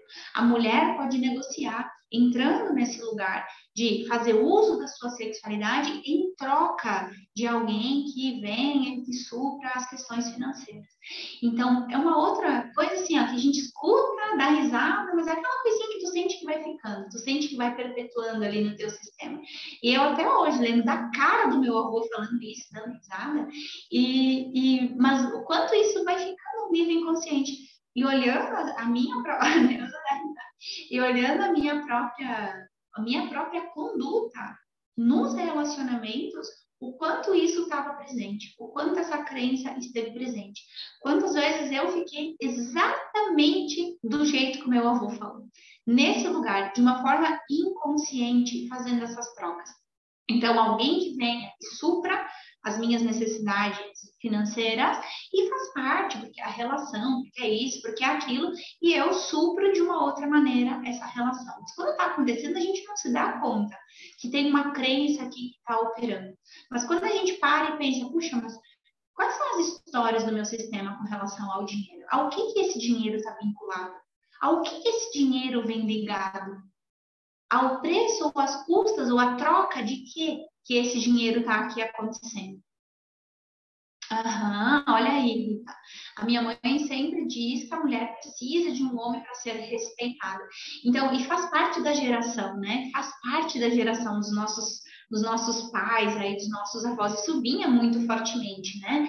O homem é que trabalhava de fato, né? Na maioria das vezes, pelo menos, né? Não sempre, mas que o homem trabalhava, trazia os recursos e a mulher ficava e cuidava dos filhos. Então, isso era uma crença que fazia parte do nosso sistema, e é muito interessante agora que a Rita traz para a gente poder perceber que muitas coisas a gente faz assim, né? Era a minha mãe, era o meu avô, e eu muitas vezes critiquei a minha mãe porque a minha mãe vivenciou isso. Então, a minha mãe vivenciou, né, estar numa relação que ela mesma dizia que não era a relação do amor da vida dela, mas que ela ficava naquela relação por uma questão de necessidade, porque ela precisava daquela pessoa, daquele suporte, daquele recurso, e claro que ela fazia uma troca que fosse para o casal justo dentro daquela relação. E isso foi aquilo que possibilitou o meu crescimento e o meu desenvolvimento. Então, durante muito tempo, eu critiquei demais as escolhas da mãe e aquilo que a mãe passou adiante. Mas foi exatamente aquilo que possibilitou que eu nascesse, que eu crescesse, que eu me desenvolvesse. Vamos ver aqui. Olha como a gente começa a detectar, né? Embora eu entenda naquele contexto, tenho raiva disso, inconscientemente tenho essa crença. Ok, interessante a gente poder observar, né? Porque esse aspecto, ele é um fator muito relacionado com a forma que eu vejo a mãe, qual é a emoção que está me ligando aqui à mãe, e muito relacionado também com aquilo que me impede de prosperar. Então, gente, é isso. A nossa mãe, naquele momento, os nossos pais, eles não tinham como ter falado outra coisa. Eles não tinham como ter feito diferente. E a gente se colocar naquele lugar, a gente não tem como. É simples assim, a gente não tem como. Porque era um contexto que só quem vivenciou na pele sabe o que estava por trás dessas palavras. Só quem vivenciou na pele sabe o que foi falar e viver essas palavras. E a gente poder reconhecer que a gente ainda assim recebeu demais, recebeu muito. A gente ainda conseguiu crescer, a gente ainda conseguiu se desenvolver, a gente ainda conseguiu chegar na fase adulta, muitas vezes, né, ainda com a possibilidade de alguém nos cuidando, de alguém suprindo as nossas necessidades básicas, nos dando segurança, nos dando roupa, nos dando alimento. Então, na idade adulta, a gente precisa decidir. A gente precisa decidir, a gente precisa fazer uma escolha. A gente precisa fazer uma escolha. Eu agora vou renunciar essas emoções que eu sei que para mim estão me causando isso na minha vida, ou eu vou seguir vinculado. Porque por trás disso, Rita, tem um amor grande demais. Por trás disso, por trás dessa raiva, desse rancor, tudo isso é vinculação. Então, por trás disso é algo assim que mantém o vínculo, com essa mãe, que mantém o vínculo com esse pai, que mantém o vínculo com essa ancestralidade. Só que aí a gente se torna consciente. Se você quer se manter vinculado, tá tudo bem mesmo. Mas que esse seja um vínculo mais consciente, sabendo que por trás dessa raiva existe um amor muito profundo. E tá tudo bem. Agora, se você quiser, de fato, olhar para as questões que podem estar por trás daquilo que impede de prosperar, puxa, então vamos dar uma trégua. Vamos dar uma aliviada nessa crítica, nesse julgamento. Vamos olhar, né, os nossos pais aqui tão grandes, vamos renunciar esses lugares aí de indignação, esses lugares aí de reivindicação, esses lugares de lamento, de queixa. Bert Hellinger dizia: tem uma coisa que corta a abundância imediatamente, que é a queixa. A queixa corta a abundância da nossa vida imediatamente. Isso, eu sei que não é necessário. Então, é interessante poder observar que, às vezes, existe assim, ó, eu só não consigo mudar esse olhar da mãe porque pode haver uma vinculação sistêmica. Tá, Rita? Então, assim, às vezes eu não olho para uma mãe, eu não olho para a mãe com os olhos de filha. E muitas vezes a vinculação sistêmica, ela está relacionada com isso. Então, por exemplo, assim, ó, às vezes se o pai teve um relacionamento anterior que foi importante, alguma exclusão de alguma mulher do sistema, o descendente, a filha, pode estar relacionada com essa mulher, pode estar trazendo alguma questão sistêmica vinculada com aquela mulher que foi excluída. E quando a gente tem uma vinculação sistêmica com alguém de uma geração anterior, que pode ser uma ex-mulher do pai, pode ser um primeiro relacionamento que não foi honrado, pode ser também com a avó, uma vinculação muito profunda aqui com a avó, eu me coloco como grande ou como igual à minha. E quando eu me coloco como grande ou como igual à minha mãe, eu de fato não consigo ir para o meu lugar. Então é muito interessante poder integrar antes, se você sabe que o pai teve aí um relacionamento anterior à mãe, se você teve um vínculo muito forte com a avó, com alguém de uma geração anterior aqui, que não foi a mãe, quando você era pequeno, dá um lugar para você olhar, dá um espaço para você olhar para isso, integra essa pessoa que pode ter sido excluída, e aí você pode perceber que pode haver um alívio muito grande nessa relação. Minha mãe de criação dizia: ruim com ele, pior sem ele. É isso aí, aguenta tudo, né? Aguenta tudo.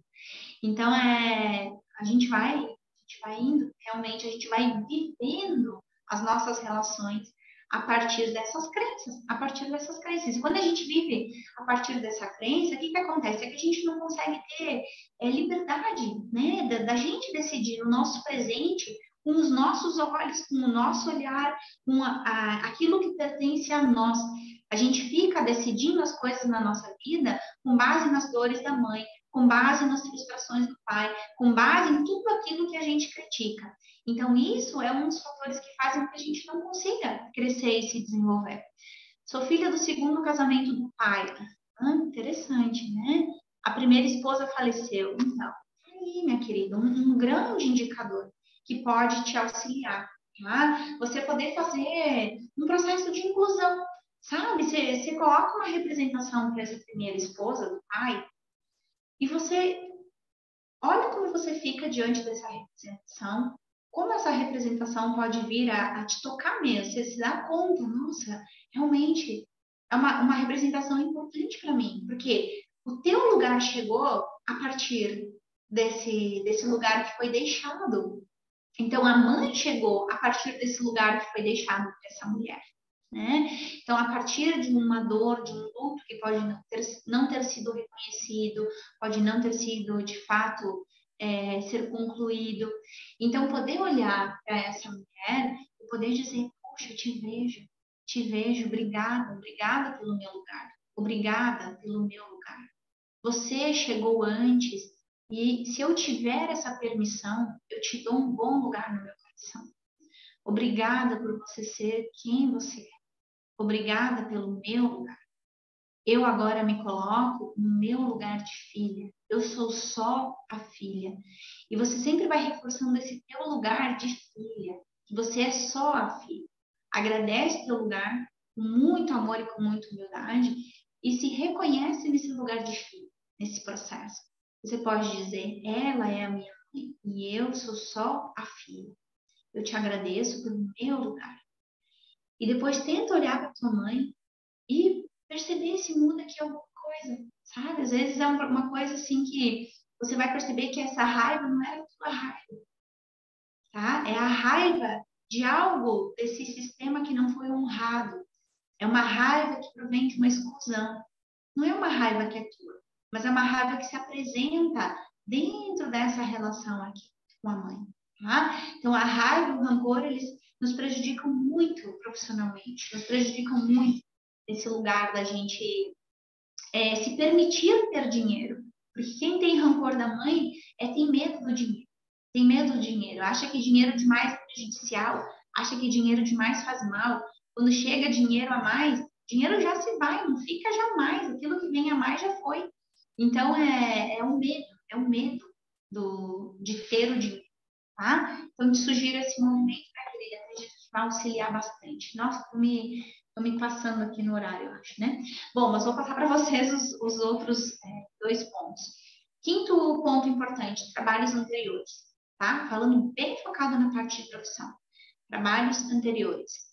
Reconhecer, agradecer, respeitar todos os trabalhos anteriores. Todos os trabalhos anteriores foram uma fonte de experiência. Foram uma fonte de ajudar que a tua vida fosse adiante. Foi um momento da tua vida que você foi auxiliada. Você foi auxiliada por aquelas pessoas que te contrataram. Então, o reconhecimento e o agradecimento pelos trabalhos anteriores. Tá? Sexto ponto, os relacionamentos atuais. Ou relacionamentos anteriores, se você não está no relacionamento atual. Então, algo que também está muito relacionado com a nossa profissão é o que está acontecendo no meu relacionamento hoje? Quais são as questões que eu não estou dando conta hoje na minha relação? Quais são as minhas dores, as minhas frustrações? O que tá, sabe? Que conflito que eu estou passando hoje? É uma incapacidade de me comunicar? É uma frustração por algo que eu não consigo falar? Qual é? A questão que está hoje no teu conflito na relação de casal está diretamente relacionada a um bloqueio que você vivencia dentro da profissão. Então, por exemplo, assim, a pessoa que não pode assumir um relacionamento é uma pessoa que pode ter medo de ser vista. Então, ela não se expõe lá dentro da profissão, ela não atua como ela deveria atuar lá na profissão para ela ter esse lugar de reconhecimento. A pessoa que, dentro da relação, vivencia um lugar de incapacidade de comunicação, ela não vai conseguir exercer uma boa comunicação na vida profissional. Ela vai ter uma resistência muito grande a falar, a se comunicar, a conseguir se expressar, porque é algo que ela está vivenciando um conflito muito grande aqui, dentro dessa esfera da sua vida pessoal, da sua relação de casal. A pessoa que está num processo aqui de muita repressão ou insatisfação com a sua vida pessoal, com o seu relacionamento, dentro da parte profissional, ela vai expressar algo muito semelhante. Ela vai se sentir sem energia, sem força, para conseguir ir, para conseguir atuar, para conseguir fazer o que tem que ser feito. Então, olha para a tua relação e toma uma decisão desde a mulher que você é, desde o homem que você é, de você escolher, puxa, eu vou seguir repetindo as frustrações, as dores do meu sistema, eu vou seguir repetindo isso na minha relação. A incapacidade das mulheres no meu sistema de poderem falar, de poderem se comunicar, de poderem abrir expressamente, a incapacidade das mulheres no sistema de poderem amar esses homens, a incapacidade ou a dor que essas mulheres têm em relação aos homens que foram assim, ou assado, ou agressivos, ou muito possessivos com elas. Eu vou seguir levando adiante esses padrões na minha relação ou não? E aí é uma questão de decisão. É uma questão de decisão. Eu vou seguir levando ou não? No momento que a gente toma essa coragem de dar esse passo na relação de casal, na relação pessoal, você percebe um fluir gigantesco. Muita coisa começa a fluir. Muita coisa.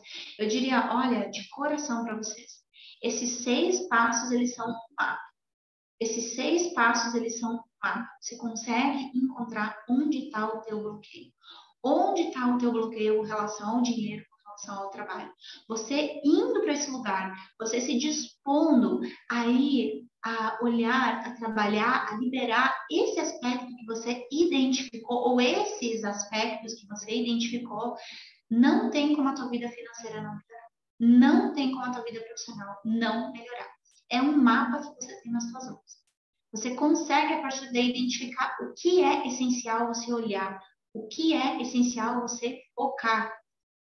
E aí a gente trabalha esse lugar, né? Sabendo que o nosso lugar do adulto, ele vai nos ajudar a que a gente se responsabilize por isso.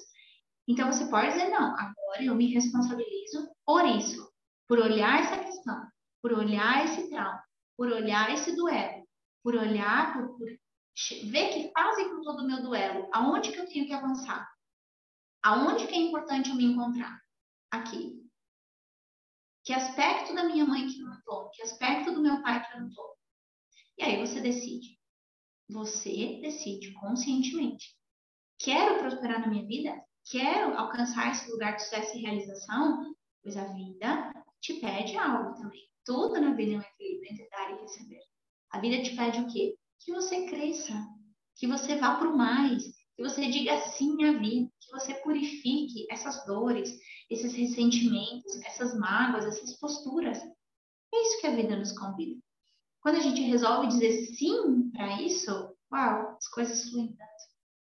Então, às vezes a gente tem a doce ilusão de que as coisas podem acontecer por um passe de mágica, mas exige de nós, e não é um esforço lá de fora, não é um esforço de um novo curso, não é um esforço de um novo conhecimento, é um esforço aqui dentro, interno, com as minhas questões.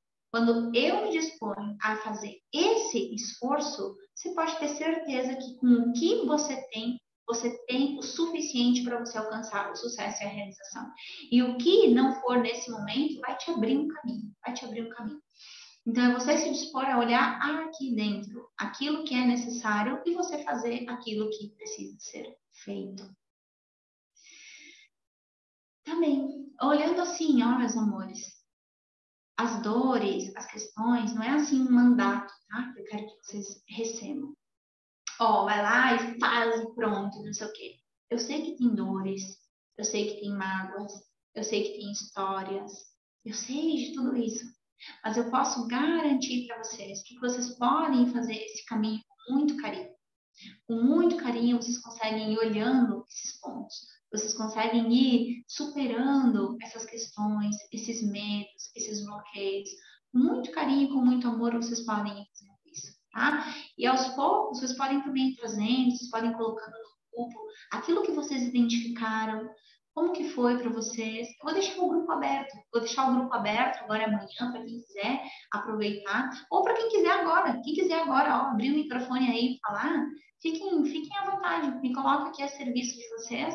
E aí vocês, quem sabe, né? Pode clarear um pouquinho melhor ou ajudar alguma questão. Se alguém tiver alguma dúvida, quiser falar, quiser abrir o microfone e colocar, vocês podem ficar à vontade.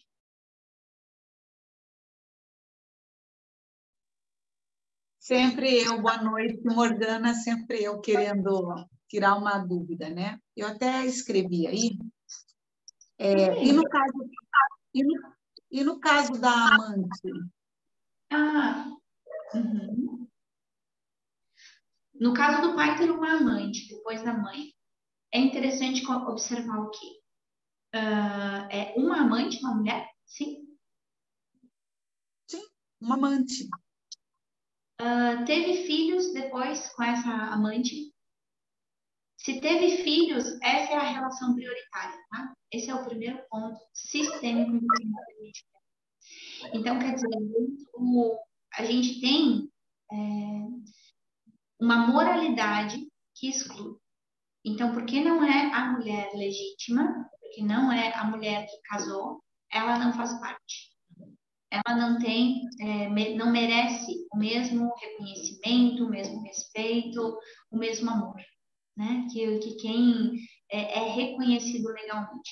E isso é uma grande exclusão. Essa mulher faz parte, sim ou sim. E toda relação que tem uma triangulação, essa terceira pessoa é necessária para o casal. Essa terceira pessoa é necessária para o casal. Quando existe uma amante dentro de uma relação de casal, quando essa relação não é uma relação homem e mulher, quando essa relação é uma relação pai e filha, uma relação mãe e filho, quando aqui essas duas pessoas elas já entraram em papéis que não são o papel homem e mulher. Quando essas duas pessoas vivem muito fortemente esse papel, esse vínculo, e às vezes aquilo que foi necessário que essas duas pessoas se encontrassem para compensar questões do sistema de uma carência muito grande de uma mãe ou de um pai. E essas duas pessoas entraram aqui, cegamente nesse lugar. E elas vivenciam justamente isso, suprir essa carência materna ou paterna dos sistemas. E o que acontece na relação? Não é uma relação homem-mulher, quer dizer, não tem tesão, não tem desejo, não tem. E aí, uma terceira pessoa que está disponível para fazer o papel de homem ou de mulher se faz necessária para que esse casal continue. Para que esse casal continue. Então, aqueles trios, não é sempre, tá? Mas aquela amante, é uma pessoa que está recorrente na vida, ela permanece nessa relação no tempo. Nesses casos, sim. No caso onde essa terceira pessoa permanece no tempo, é porque essa pessoa é necessária, é uma triangulação, é uma relação de três. É uma triangulação. Essa pessoa ajuda a equilibrar essa questão homem e mulher, seja essa pessoa um homem, seja mulher. Ela ajuda a equilibrar a necessidade que uma das pessoas aqui desse casal tem e que o outro não pode suprir. E se essa pessoa aqui não estivesse presente, essa terceira pessoa, essa amante, esse casal muito possivelmente teria se desfeito. Porque um tem uma necessidade muito grande que o outro não pode satisfazer. Então, essa terceira pessoa aqui, ela é importante, muito importante. E muitas vezes ela é excluída, né? Ela é excluída porque ela não é oficial, ela não é isso, é porque ela gera esse tipo de situação, porque a mãe ficava muito incomodada, porque o pai ficava muito incomodado, porque via muito isso. Só que esses são os fatores externos. Quando a gente olha sistemicamente, ela era muito necessária. Então, é a mesma coisa, é a inclusão dessa pessoa, o olhar, eu percebo, se internamente aqui eu percebo que eu excluo essa pessoa, então é uma pessoa muito importante de eu dar um lugar no meu coração com consciência agora. Deixa um lugar. Certo. Então, uma frase que seria de inclusão seria: você também faz parte? Um olhar para isso, um olhar de pequena, porque não é eu querer meter o bedelho aqui onde não me cabe, né? Então, assim, ó, às vezes é um olhar de pequena. Se essa é uma pessoa que para mim, eu sinto que me incomoda, então, sim, eu reconheço que, puxa, talvez eu só tive a oportunidade de crescer com meu pai e com a minha mãe aqui, juntos, porque essa pessoa fazia parte da vida deles. Tá? Então, é um reconhecimento profundo de um lugar de pequeno, não é daquele lugar de quem vem querer salvar alguma coisa, de quem vem querer, não que seja o teu caso, mas é que às vezes a gente entra numa postura que não nos ajuda, de uma forma inconsciente, de uma forma inocente mesmo. Então, é sempre a importância de eu estar reconhecendo aquilo que é importante ser feito, quando é possível ser feito, desde o meu lugar, né? Então, esse é um lugar de quê? É um lugar de pequeno, é um lugar de pequeno. Poder olhar para essa mulher e aí dizer: agora eu vejo que você foi importante. Eu te agradeço por fazer parte de mim. Se eu tiver essa permissão, eu te dou um bom lugar no meu coração. E aí a gente finaliza assim: aquilo que é de vocês, eu agora deixo com vocês. Obrigada por vocês serem quem vocês são. Eu agora fico somente com o que é meu. Tá? Porque aí a gente vai para o nosso lugar, a gente consegue nos liberarmos dessa situação sem a arrogância, sem a prepotência de querer tirar, querer salvar alguém, né? Então eu vou do meu lugar com o reconhecimento de que eu fui beneficiada por conta dessa triangulação. E eu agradeço de coração aberto e me coloco no meu lugarzinho de pequeno. Eu não tenho nada que meter o bedelho lá na intimidade do pai e da mãe. Então é um movimento muito, assim, sutil, um movimento que a gente precisa colocar no nosso lugarzinho de pequena, para a gente não ficar, né, levando dores e sentimentos que podem ter vindo, né, dessa relação. Por mais que para a mãe a gente pense, nossa, a mãe ficava muito mal, a mãe ficava muito brava, a mãe ficava muito...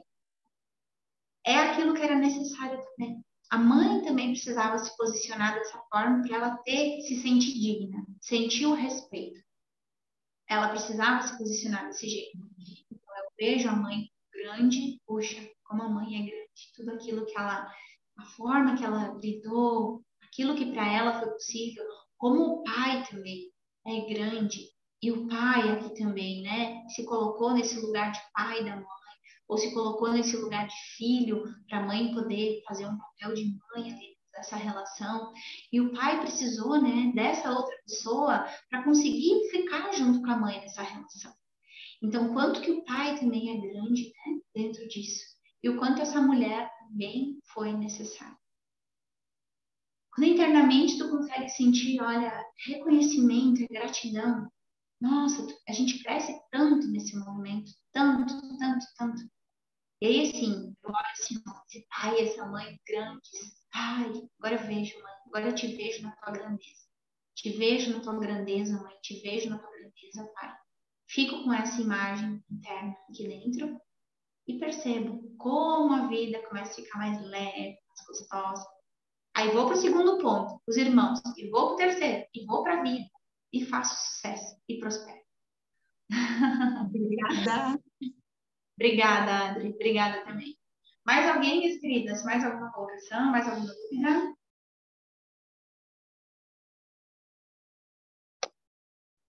Fiquem à vontade, se tiverem. Essas falas nos ajudam, né? Bastante, é verdade. Quer falar alguma coisa, Carmen? Tô vendo que tu tá mexendo aí no telefone. Sim. Consegue abrir teu áudio aí? Deixa eu ver se eu consigo te ajudar. Peraí. Aqui.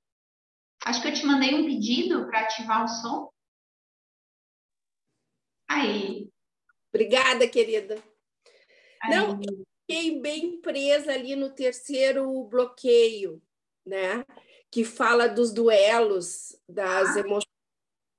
Me vem muito a frase não consigo, não consigo, não consigo, né? Que engloba todas aquelas possibilidades do passivo, seja perdas, luto, desrespeito, abuso e etc.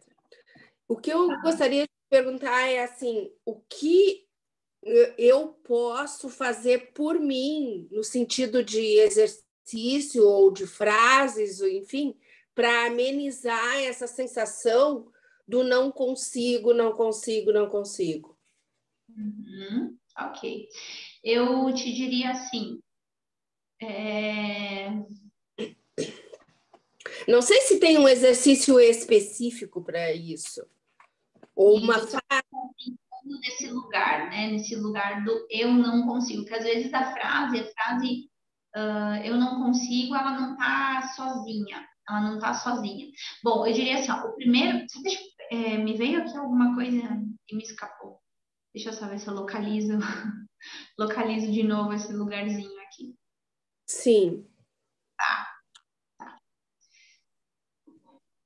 O primeiro ponto é você localizar, Carmen, na tua vida, qual pode ser essa situação.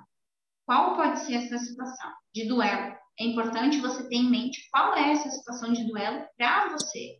De duelo não completado. Além desse lugar do eu não consigo, qual é essa situação ou qual pode ser essa situação, tá? Porque às vezes a gente se anestesia tanto no tempo que a gente pensa e parece que já não sente nada quando pensa naquilo, né? Eu falo isso de um caso pessoal meu, que eu passei por algumas situações de abuso dentro de um relacionamento.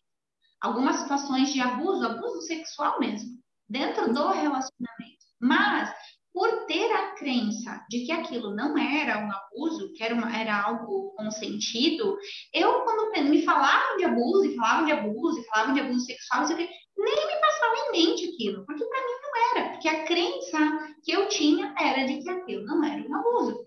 E depois de muito tempo, é que olhando a situação, me lembrando da situação, retomando a situação, eu comecei a entrar em contato que ali existia uma dor.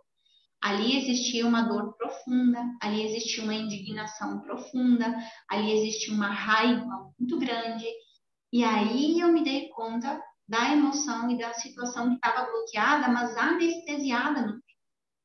Então, quando você escuta, né, a gente falar isso, eu diria, é importante você olhar quais podem ser essas situações, se não tiver nenhuma diretamente em mente, sabe? Se não tiver uma questão específica, foi essa morte, foi essa perda, foi isso, foi aquilo, você começa a te lembrar de situações que podem estar relacionadas com isso.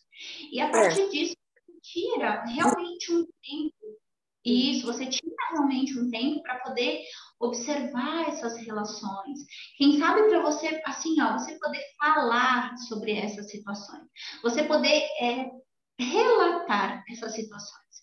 Como se você, assim, ó, você tivesse, assim, a possibilidade de contar essa história para alguém. Contar essa história para alguém. E você relata. Quando você começa a relatar, você vai te dar conta. Você vai te dar conta da dor, você vai te dar conta que aí ainda tem alguma coisa que estava bloqueada, anestesiada, que você não conseguia ver. Então, a importância de você observar o que pode ser e você entrar em contato com esse lugar assim, de você poder relatar, você poder falar sobre isso, sobre essa situação. E aí você vai se dar conta de que ali pode existir um duelo ainda não completo, que aí ainda existe a dor, qual que é essa dor.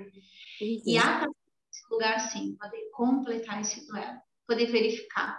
Será que eu estou num lugar que eu estou sempre me falando da mesma coisa, tendo sempre a mesma queixa, me colocando sempre naquele lugar, contando sempre a mesma história? Então aí você vai saber que você está na parte do duelo da tristeza. Existe aí uma paralisia acontecendo, porque você está desde esse lugar. Então você começa a ver, por exemplo, assim, ó, começa a te dar conta desses indicadores aqui, ó. Deixa eu ver se eu consigo te auxiliar um pouquinho melhor. Aqui. Começa a te dar conta desses indicadores assim, ó. Se você talvez está numa fase de negação, que é como se aquilo não tivesse acontecido para você. Então, eu, por exemplo, com relação àqueles abusos, eu estava na fase de negação, que era como se não tivesse acontecido comigo.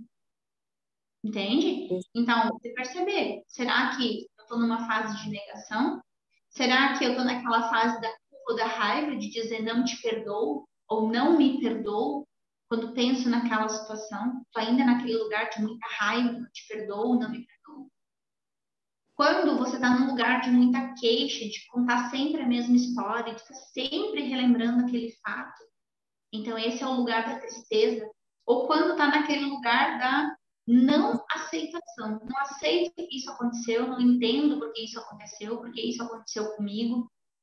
Então aí é a fase final, que é a fase de negociação. Talvez por esses exemplos você consiga localizar melhor qual pode ser esse duelo e em que fase você está desse duelo. Tu consegue, através desses exemplos, identificar isso? Sim, ali dos duelos, de todos os exemplos que tu deu, eu me encaixo mais na coisa do desrespeito, porque é o que me veio, né? Aliás, que na hora que tu falou não me veio nada, mas é impressionante, a gente começa a ouvir e as chavinhas vão virando, né? Sim. Então, eu peguei muito isso, peguei muito a coisa da tristeza, e aí quando tu disse a frase, eu não consigo, pronto. Aí eu me identifiquei totalmente, porque eu me autoanaliso muito assim, que eu busco recursos para as minhas curas, e parece que eu pedalo no mesmo lugar em muitas situações. E aí eu me dei conta assim, que ao longo da vida houve desrespeito, não uma coisa brutal, não uma coisa de violência, mas uma coisa do tipo assim, não tem valor o que tu fala, uma coisa assim, entendeu? De desfazer, de não dar importância, não é nem de desfazer, é não dar importância.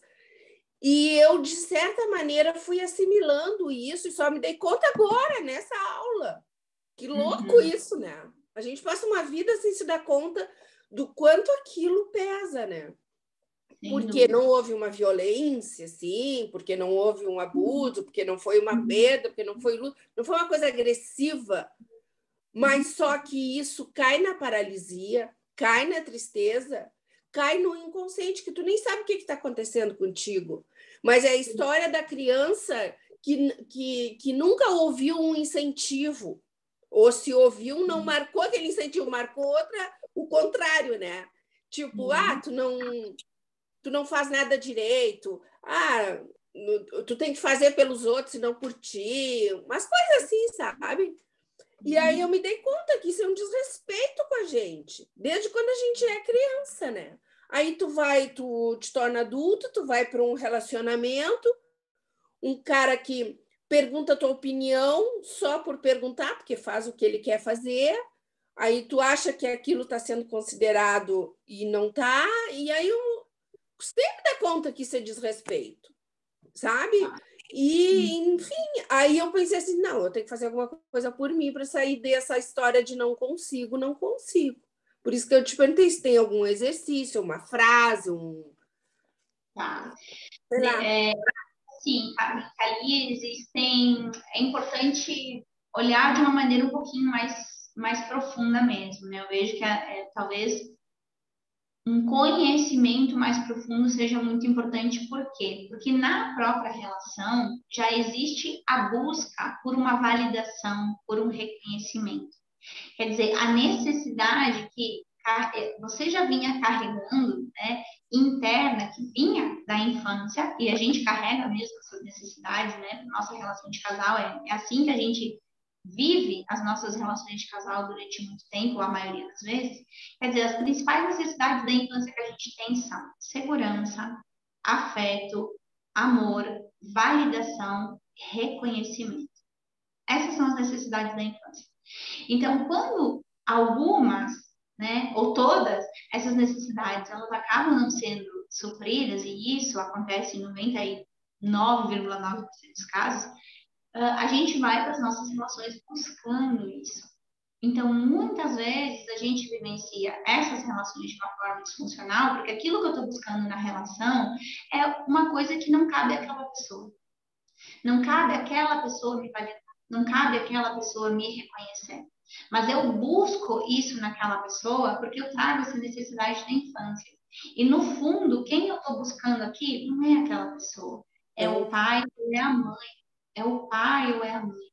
E aí acontece uma série de disfunções dentro da própria relação, porque eu não consigo olhar o outro como ele é, quem ele é, e não consigo me mostrar como sou para o outro.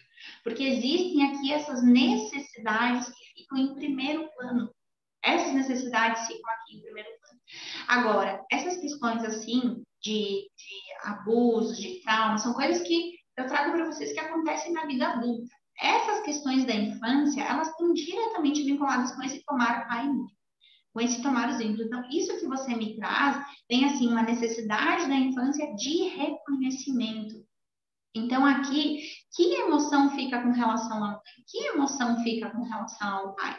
Será que tem uma emoção aqui de revolta, ou de rancor, ou de indignação?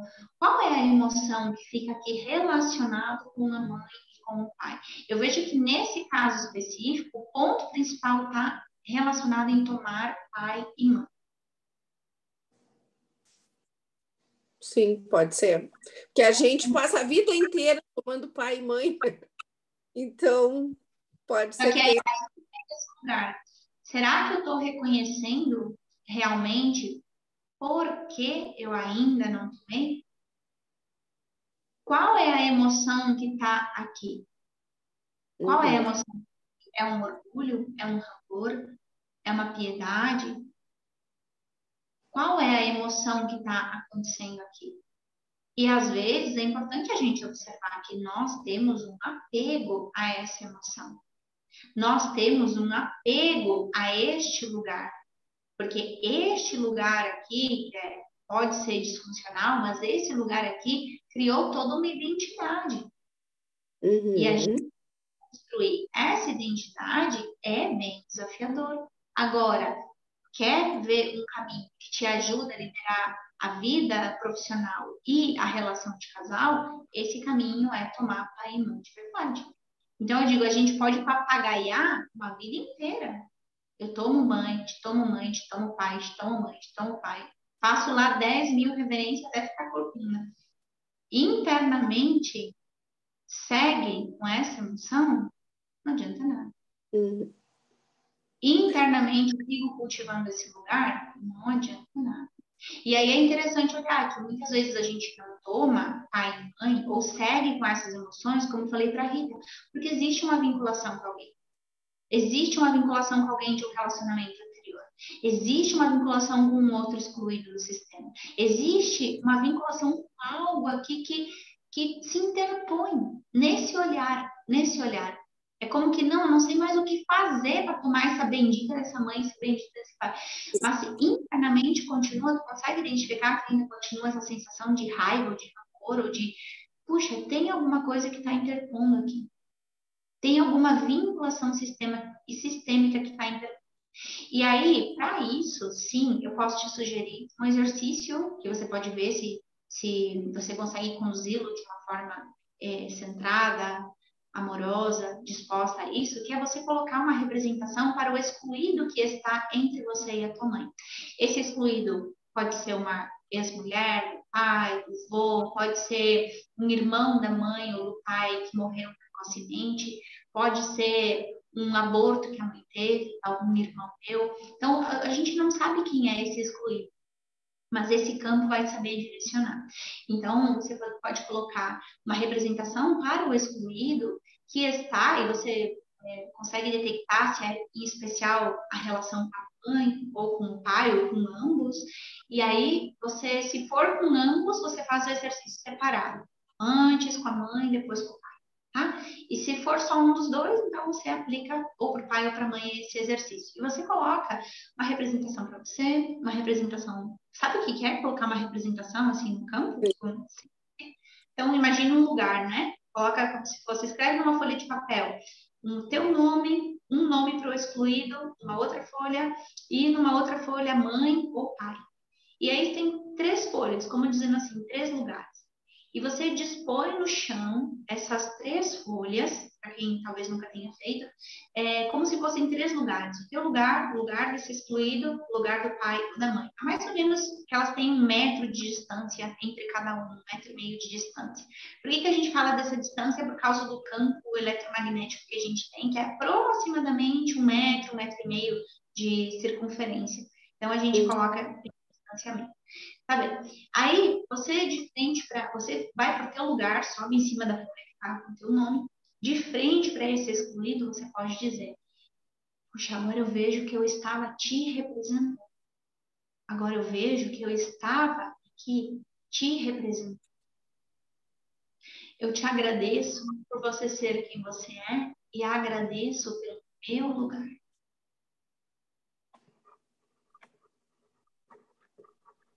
Eu agora me coloco no meu lugar de filha. E você pode dizer, ela é a minha mãe e é a mãe certa para mim. E eu sou a filha certa. E a mesma coisa você faz com o pai. E você pode se excluir agora com muito amor. Você é você e eu sou eu. Você é você e eu sou eu. Sou eu. E aí depois você se vira para a mãe ou para o pai, para quem você for fazer. Antes disso, para ele ser excluído, porque você identificou que aquilo que você tinha era a questão do reconhecimento, da validação, né? Então você pode dizer para esse excluído, eu agora vejo a tua dor e vejo o quanto você foi ignorado.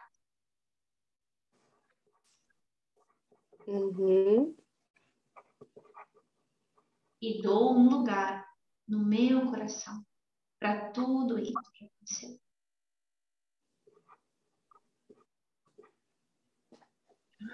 E aí sim, você faz uma reverência, você agradece. Você vai sentir que internamente isso vai te gerar um alívio, uma abertura. E aí você pode se colocar diante da mãe e talvez nesse momento só fazer uma reverência. Tá? E aí percebe se internamente aqui você entra em contato com uma liberação, uma inspiração profunda. O que acontece aqui nesse exercício, nesse movimento? Então, nesse momento, eu te daria essa sugestão, Carmen, de exercício. Que poderia ser feito. Agradeço muito, porque assim, só de de falar isso aí já fez muito sentido para mim. Eu vi a cena. E a sensação que eu tenho é essa, mas por enquanto é só uma sensação, o campo que vai confirmar, né? Que sim, há alguém, há algo. E eu pensava e penso ainda que é de alguém muito ancestral, assim, ou uma avó que faleceu e tal. Que não sei porque eu sempre penso nela.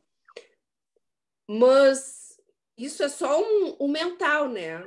Eu tenho que sentir depois o que é, mas seja quem for, também não interessa. Interessa que eu preciso me desvincular dessa pessoa, né? Me desvincular e aí talvez eu consiga tomar, talvez eu consiga não, aí eu consigo tomar melhor a minha mãe.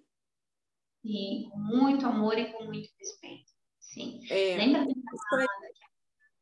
a aula que eu comentei com vocês, que a gente não é as nossas emoções? É exatamente isso. Se você começar a observar e praticar esse exercício, você, diante dessa emoção, ou diante do excluído que tem essa emoção, você vai perceber um processo de liberação muito profundo acontecendo. A gente faz aqui uma purificação muito grande e, de repente, você percebe que, puxa, simplesmente assim, tu começa a perceber que, nossa, meu olhar para a mãe começou a ficar diferente. Eu começo a sentir mais carinho, mais reconhecimento, mais consideração pela mãe de um jeito natural. Gente, tudo aquilo que a gente não tem é porque a gente resiste a tudo. Fiquem com essa frase. Tudo aquilo que a gente não tem é só porque a gente resiste a ter, a gente resiste a olhar a realidade como é. A gente quer excluir essas emoções, a gente quer excluir essas sensações, a gente quer que elas não existissem, a gente quer que elas não estejam. E a gente está resistindo aos nossos processos de liberação. A gente está resistindo a expressar a nossa melhor versão aqui. Então, coloca no campo isso, faz isso depois para outras emoções que tu sentir também. Coloca essas emoções nesse lugar, pratique isso, você vai ver o quanto auxilia nesse processo. Muito obrigada, Morgana. Obrigada, obrigada. Mais alguém gostaria de comentar algo, meus queridos? Mais alguma dúvida, alguma questão? Não? Vamos ver o que colocou aqui. O problema nunca começa na relação de casal. Não, a gente sempre diz que é sempre numa área anterior. Por isso, quando fala de profissão, a gente olha a relação de casal. E quando a gente fala de relação de casal, a gente olha a relação com os pais. Então, sempre a questão principal, a gente diz, está numa esfera anterior, está numa esfera anterior àquela lá que aparece, tá? E amém. Acho que era isso por hoje, né? Era isso por hoje. Deixo com vocês aí esse pequeno mapa para vocês observarem, para vocês terem aí esse acesso a esse conhecimento, tá? Necessitando de um auxílio, querendo realizar um processo mais profundo de autoconhecimento, uma constelação, uma consultoria, vocês podem fazer contato comigo também no privado, tá? E aí a gente pode ir conversando, tá bom? Muito obrigada também a todos vocês, um ótimo final de semana e um beijo muito grande, bom descanso. Até mais. Tchau.